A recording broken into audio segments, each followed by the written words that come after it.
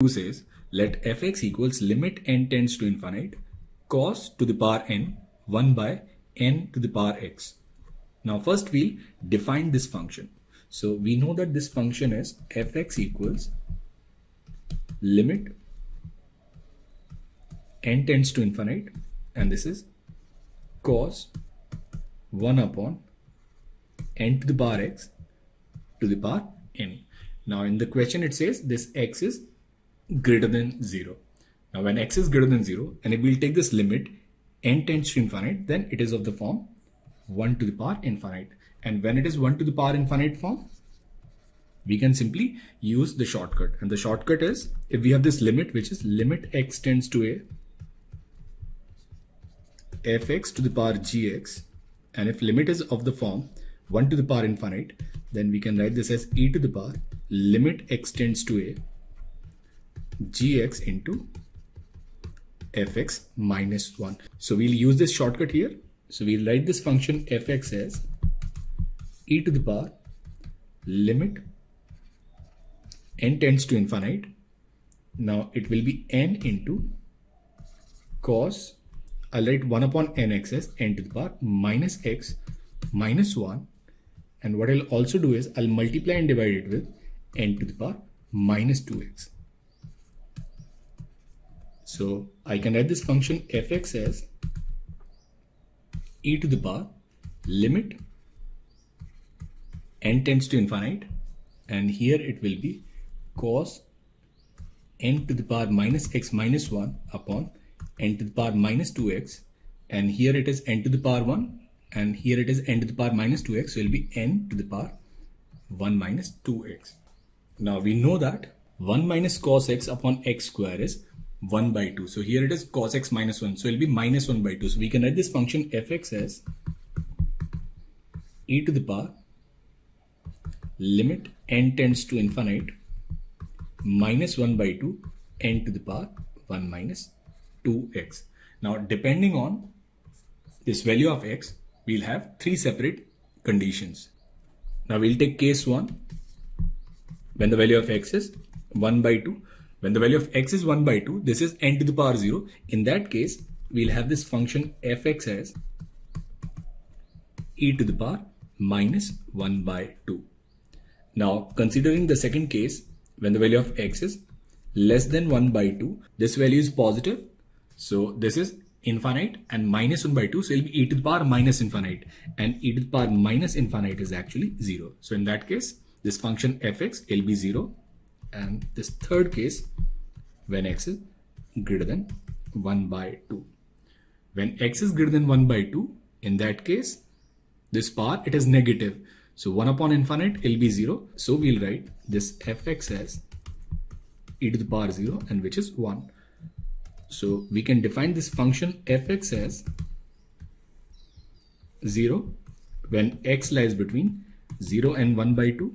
It is e to the power minus 1 by 2 at x equals 1 by 2, and it is 1 when x is greater than 1 by 2. So this function, it is discontinuous at x equals 1 by 2, and its left hand limit is 0 and right hand limit is 1, and function value at 1 by 2 is e to the power minus 1 by 2.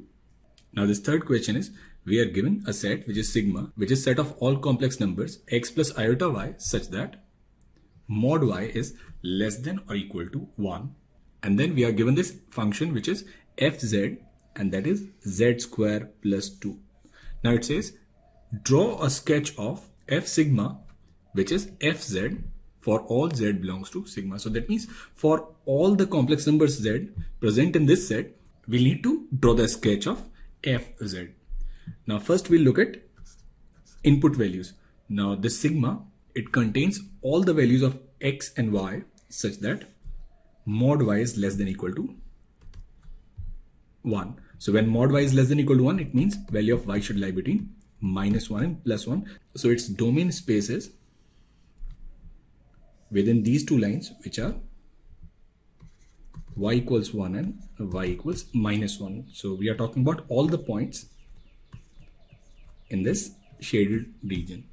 Now we'll put the points from domain in this function then it will transform into an output space. Suppose u plus iota v. So we'll write this fz as sum u plus iota v, and it is z square. Z is x plus iota y whole square plus 2. So we'll write this as u plus iota v, and it'll be x square minus y square plus 2 plus 2 xy iota. Now we need to draw sketch of u and v. Now comparing real and imaginary part, we can write u as x square minus y square plus 2, and we'll write v as 2xy. Now the condition given in the question is this mod of y is less than or equal to 1. Now what we'll do is we'll begin with the boundary cases. The boundary cases which are when the value of y is 1, when the value of y is minus 1, also when the value of y is 0. So when the value of y is 1, in that case u will be x square plus 1, and v, it will be 2x. So we can write this x as v by 2. So we'll write this as v square by 4 plus 1. So we'll get this parabola which is v square equals 4u minus 1. So we'll take this boundary condition when the value of y is 1. We'll end up getting this parabola which is 4u minus 1. Now we'll take y as minus 1. If we'll take y as minus 1, again we'll get u as x square plus 1, and v is minus 2x. Again we'll replace x with minus v by 2. So we'll get u equals v square by 4 plus 1. So again we'll get v square equals 4 u minus 1. So that is for both the boundary values 1 and minus 1, we are getting the same parabola which is v square equals 4u minus 1. Now if we'll put y as 0, in that case we'll get u as x square plus 2 and v as 0. In that case we'll get a ray lying on x-axis and which is greater than or equal to 2. Its y coordinate will be 0. Now what we'll do is we'll plot these 3 sketches.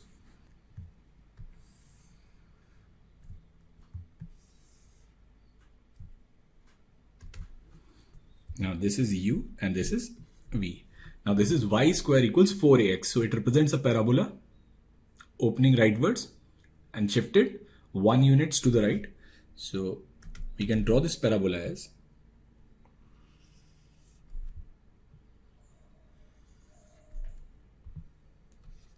v square equals 4 into u minus 1. Now second one, it's again the same parabola.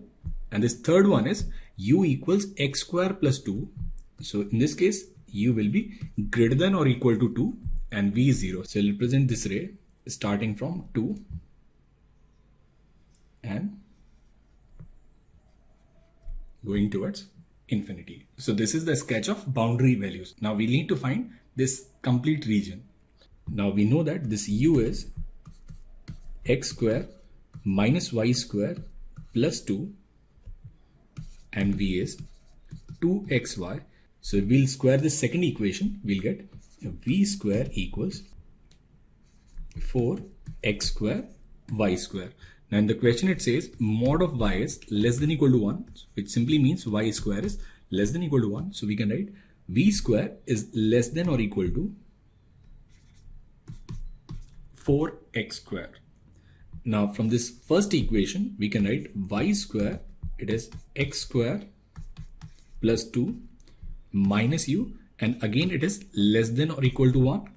So from here we'll write x square is less than or equal to u minus 1. So now we have two inequality relationships, which is v square is less than equal to 4x square and x square is less than u minus 1. So from these two we'll get this condition, which is v square is less than or equal to 4 u minus 1. So that means for all the points in this input space, we are getting a condition where v square should be less than or equal to 4u minus 1. So if we'll take any point, say origin, if we'll put v as 0 and u as 0, we'll get 0 is less than equal to -4, which is incorrect. So that means we are talking about region other than origin. So the sketch of output space is this parabola and points lying inside of this parabola. And that is the answer to this question. Now the fourth question is, let f be a function defined from R to R such that it is twice differentiable function and 1/2y integral x minus y to x plus y ft dt is equal to fx for all x belongs to R and y is greater than 0. We need to show that there exists real numbers a and b such that fx is ax plus b. So we have to show that this fx, it is a linear function for all x belongs to R. Now we know that it is an integral function whose limits are variable. So we'll differentiate this function using Newton-Leibniz formula and we'll differentiate it with respect to x. So if we'll differentiate with respect to x, then we can write this as 1/2y and now upper limit f x plus y into derivative of upper limit, which is 1, minus lower limit fx minus y into derivative of lower limit, which is 1, and it should be equals to f dash x. So we can write this f dash x as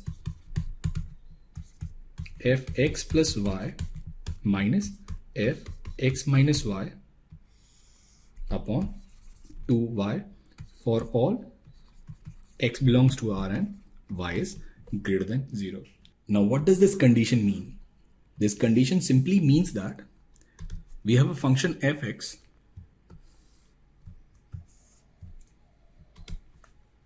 say any curve y equals fx and suppose this is some point x and at this value is fx.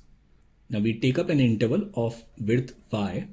So this width is y. So this point it is fx plus y, and here also we'll take this y length and it'll be x minus y. So this limit here will be fx minus y. So we'll complete this triangle. Then this height is fx plus y minus fx minus y, and this width is 2y. So basically this value is slope of this chord. So we can write this as tan theta or slope of this chord. Now slope of this chord is equal to f dash x, which simply means instantaneous slope for the function is equal to its average slope. Now when for a function instantaneous slope is always equal to its average slope, it clearly means that this fx is a linear function. So fx is a linear function because in this case for all the values of x and for all the intervals of length y, average slope is equal to its instantaneous slope, and which is only possible in the case of a linear function. So we can express this fx as sum ax plus b, where a and b, they are real numbers. Now question number 5, it starts with the definition of convex set. A subset S of a plane is called convex if given any 2 points x and y in S, the line segment joining x and y is contained in S. So if we have any set such that if we'll take any 2 points and connect the line between them, then all the points on this line, it should lie within this set, then this set is called as a convex set. So for a quadrilateral, it says a quadrilateral is called convex if region enclosed by the edges of quadrilateral is a convex set. Now we need to show that given a convex quadrilateral Q of area 1 unit, there exists a rectangle R of area 2 such that Q can be drawn inside R. So what we'll do is we'll first draw a quadrilateral Q of area 1.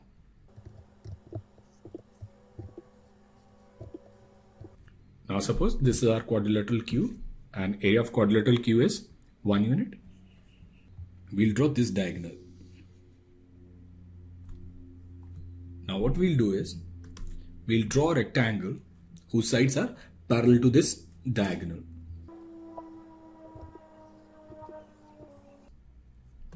Now we need to prove that it is possible to have a rectangle of area 2 units. So suppose this is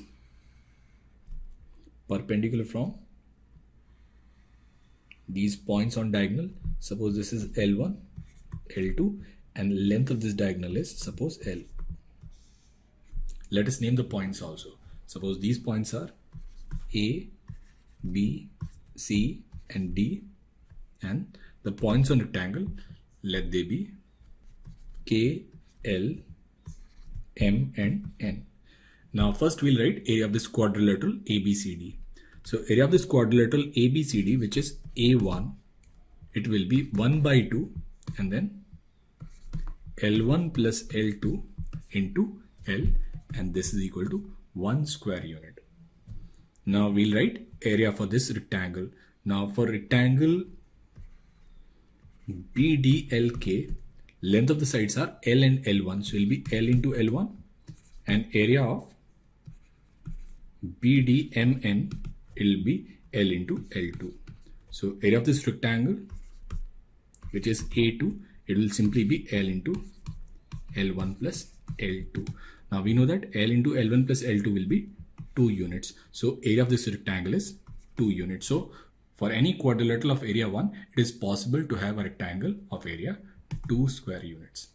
Now question number 6 is pretty standard question. So it says for all natural numbers n, let a and b under root of 2 minus root 2 plus root 2 plus root 2 and n many radicals. We can write this an as root 2 minus root 2 plus root 2, and in the end we have this under root of 2 plus root 2, and there are n such radicals. Now what we'll do is we'll write this root 2 as 2 cos pi by 4. So we'll actually write this as under root of 2 minus root 2 plus root 2, and here it will be under root of 2 plus 2 cos pi by 4. Now we know that cos theta is 2 cos square theta by 2 minus 1. So we'll write this cos pi by 4 as 2 cos square pi upon 8. So it will be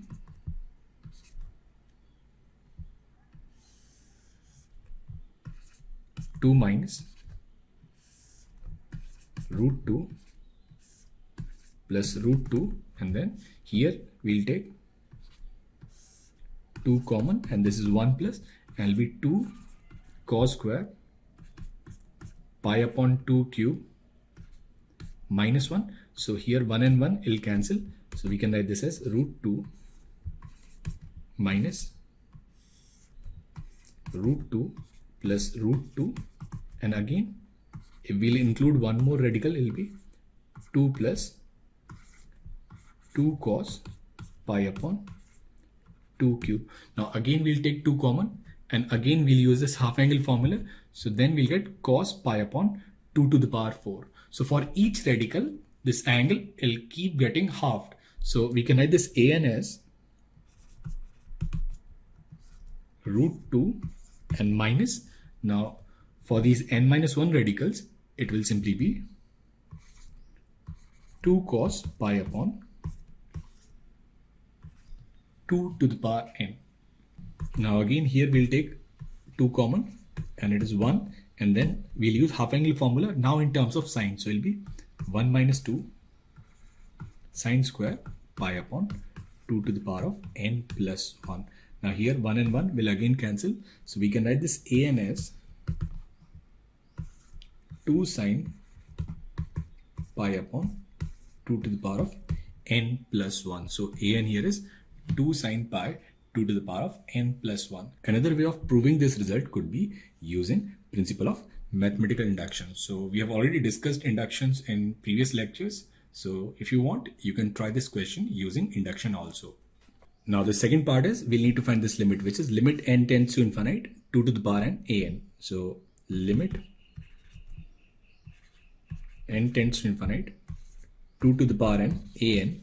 We can write this as limit n tends to infinite, and it is 2 into 2, so it will be 2 to the power of n plus 1 into sine pi upon 2 to the power of n plus 1. Now the first step in solving any limit is to find its form. So we'll take n is infinite, then it is infinite into 0 form. So what we'll do is we'll rearrange this limit. So we'll write this as limit n tends to infinite, and this is sine pi upon 2 to the power of n plus 1 upon 1 upon 2 to the power of n plus 1, which is of the form 0 upon 0. Now we know that on 0 upon 0 form, sin x upon x is 1. So what we'll need to do is we'll need to multiply it with pi and divide it with pi. Now this is sin x upon x in 0 upon 0 form. So standard limit is sin x upon x is 1. So answer to this limit is simply pi. Now this question number 7, it's an interesting problem, and this problem was originally asked in Putnam 2000 exam. Let f be a polynomial with integer coefficients, and we have defined a1 as f0, a2 as f of a1, which is f of f0, and an as f of an minus 1 for all n greater than or equal to 3. Now we need to show that if there exists a natural number k greater than or equal to 3 such that ak is equal to 0, then we need to prove that either a1 is 0 or a2 is 0. So what we'll do is we'll assume a polynomial function. Let fx be some function, say b0 plus b1x plus b2x square plus bm x to the power m, where each of this bi is an integer. Now we'll consider this first case when a1 is 0, so it clearly means f0 is b0 and b0 is 0. Now if we'll take f of a1, so f of a1 will be again f0, which again will be 0. So in that case, all of them, a1 equals a2 equals a3 and ak, they are all 0. So it is a very trivial case. Now we'll come to the second case when suppose a1 is unequal to 0. Now in the question it says we have some number k greater than or equal to 3 such that ak is equal to 0. So ak, it is given that it is equal to 0. Now we'll take f of ak, then f of ak will be f0. Now f of ak is nothing but ak plus 1. So from here we'll write ak plus 1 is equal to f0, and f0 is nothing but it is a1. So ak plus 1 is equal to a1, and again if we'll take f here, we can write f of ak plus 1 is equal to f of a1, and f of a1 is nothing but a2. So from here we can write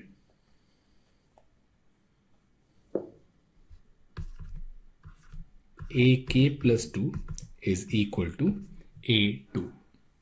Now for polynomial functions with integral coefficients, we have this result that x minus y divides fx minus fy. So using this result, we can say that for any n, an minus 1 divides f of an minus f of an minus 1. Now f of an is an plus 1 and f of an minus 1 is an. So we can say an minus 1 divides an plus 1 minus an. Now we'll put the different values of n, then we can write a2 minus a1 divides a3 minus a2. Now we'll put n as 4, then we can write a4 minus a5 and it'll continue up to AK minus AK minus 1, and it divides AK plus 1 minus AK. We know that AK is 0 and AK plus 1, it is nothing but A1. So we can write A2 minus A1 divides A3 minus A2, A3 minus A2 divides A4 minus A5, and AK minus AK minus 1 divides A1. We can also say that A2, it is FA1 and FA1 is B0 B1 A1 B2 A1 square plus BM AM square. Now B0 is nothing but A1, so we can write A2 minus A1 is B1 A1 B2 A1 square plus BM A1 square. It should be 1 here. So that means A1 divides A2 minus A1. So here we can also write that A1 divides A2 minus A1. Now A1 divides A2 minus A1, which divides A3 minus A2, which divides AK minus AK minus 1, which divides A1. So that means each of these factors, it should be either plus or minus A1. So from here we can write for any value of n, an minus an minus 1, it should be plus or minus a1. Now what we'll do is we'll write a1 minus 0 plus a2 minus a1 plus a3 minus a2 and then plus ak minus a k minus 1. Now in this question, this a1 will cancel, a2 will cancel, ak minus 1 will cancel. So here we'll get it as ak, and we know that ak is 0. Each of this factor, we know that it is equal to either plus a or minus a.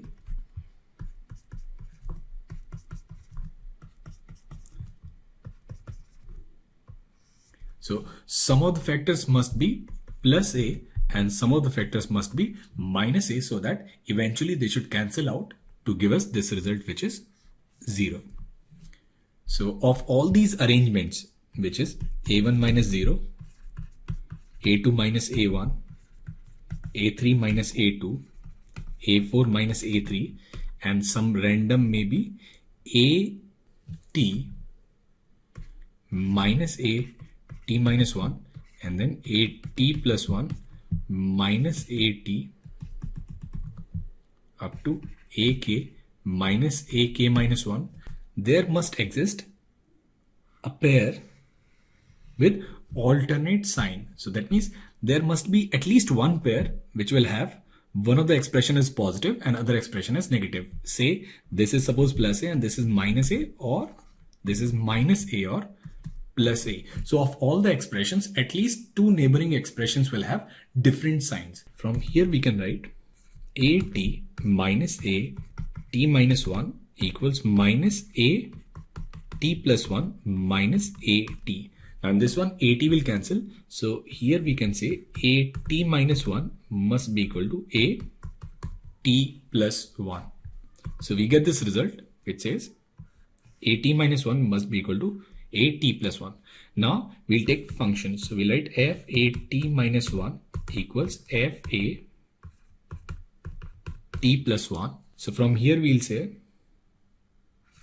a t is equal to a t plus 2. So from induction we can say that this result is true for all the values of n. So in general we can say that an must be equal to an plus 2. Now if we'll put n as k, then we'll write ak equals ak plus 2, and we have shown that ak plus 2 is same as a2, and since it is given that ak is 0, so from here we'll say the value of a2 is 0. So any number k greater than or equal to 3, if ak is 0, it simply means either a1 is 0 or a2 is 0. Question number 8 says, consider the following subset of the plane C1 when x is greater than 0, it is y equals 1 by x, and C2, when x is less than 0, it is y equals minus 1 plus 1 by x. So what we'll do is, we'll first draw these two curves.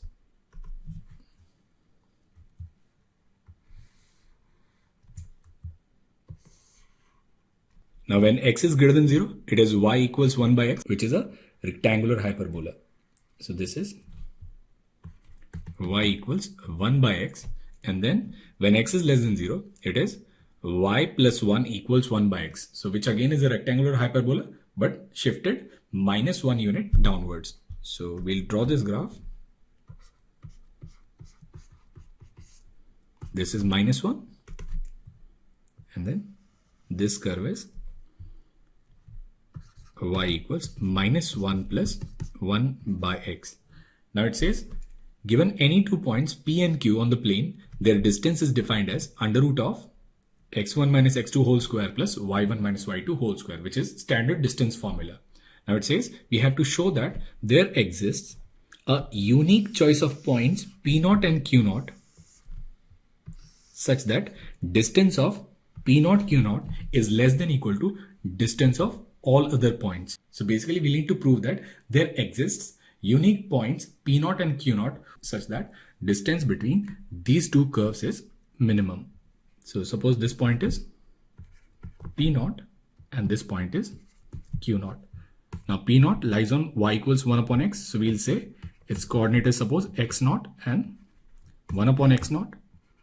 When x0 is greater than 0, and for the second curve, let Q0 be u0 and minus 1 plus 1 upon u0, where u0 is less than 0.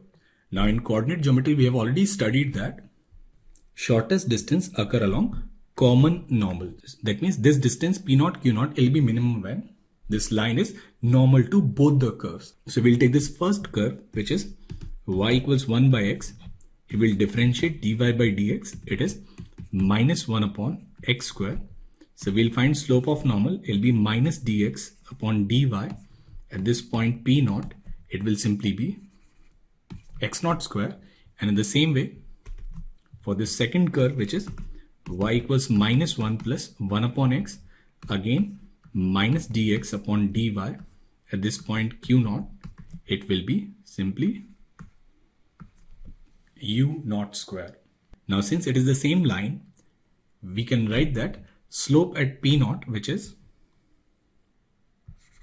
x0 square, must be equal to slope at Q0, which is u0 square, and this must be equal to slope of this line, which is 1 by x0 minus, and then minus minus plus 1 minus 1 upon u0 upon x0 minus u0. Now from this first condition, we can write either x0 equals u0 or x0 equals minus u0. Now x0 and u0, they cannot be equal because one of them is greater than 0 and the other one is less than 0. So from here we'll get this condition as x0 equals minus u0. Now we'll take this first expression and we'll write it as x0 square, and here we'll put u0 as minus x0. So it'll be minus 2 upon x0 plus 1, and then it'll be 2x0. So we can write this equation as x0 square 2 plus x0 upon 2x0 square.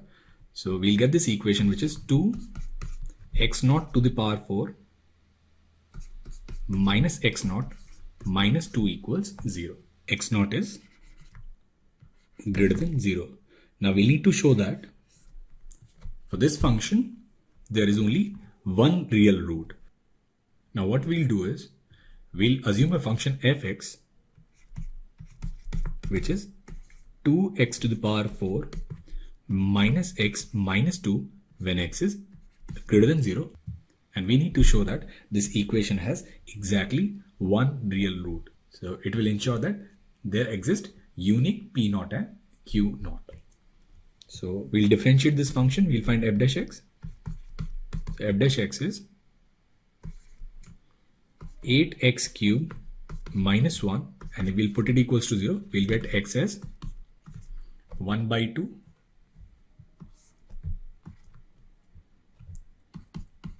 Now when x is greater than 1 by 2, it is positive, and then before that it'll be negative.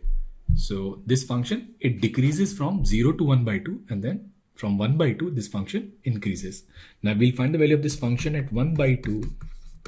Value of this function at 1 by 2 will be, so this is 2, and 1 upon 2 to the power 4 will be 1 by 8 minus 1 by 2 minus 2. So we'll get some value which is 8, 1, minus 4, minus 16.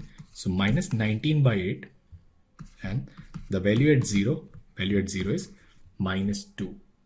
So we'll draw the graph of this function. Then at 0, it takes the value minus 2. It then decreases. At 1 by 2, it takes the value minus 19 by 8, and then it increases. It is going to intersect x-axis at exactly 1 point.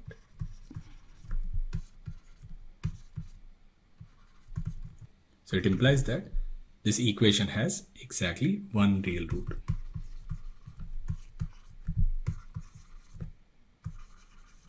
So there is unique value x0 and subsequently unique value u0, such that distance between p0 and q0 is less than or equal to distance of all other points.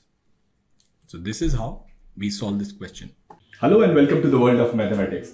I present my website www.mathsmarizing.com and my YouTube channel Mathsmarizing for your kind perusal.